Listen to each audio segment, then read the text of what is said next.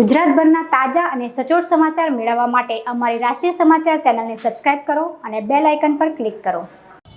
ભારત દેશની આઝાદીના લડવૈયા નેતાજી સુભાષચંદ્ર બોઝની 127મી જન્મજયંતિ ઉજવણી નિમિત્તે સુરત મહાનગરપાલિકા દ્વારા મંગળવારના રોજ સવારે ગોપીપુરા સુભાષ ચોક ખાતે નેતાજી સુભાષચંદ્ર બોઝને પુષ્પાંજલિ સહ વંદનાનો કાર્યક્રમ યોજવામાં આવ્યો હતો।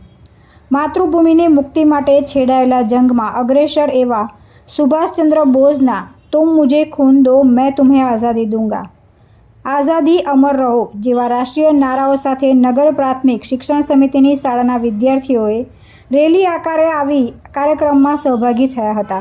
આઝાદ હિન્દ ફૌજની સ્થાપના કરી ભારત દેશને આઝાદી અપાવવામાં મહત્વની ભૂમિકા અદા કરનારા નેતાજી સુભાષચંદ્ર બોઝને આ પ્રસંગે mayor Daksheshbhai Mavani, deputy mayor Naresh Patil, સ્થાયી સમિતિ અધ્યક્ષ રાજન પટેલ, શાસક પક્ષ નેતા શશીબેન ત્રિપાઠી, શાસક પક્ષના દંડક ધર્મેશ વાણિયાવાલા, વિવિધ સમિતિના અધ્યક્ષાઓ, મ્યુનિસિપલ સદસ્યો, પાલિકા અધિકારીઓને નગરજનો તથા વિદ્યાર્થીઓએ પુષ્પાંજલિ અર્પણ સાથે વંદના કરી હતી।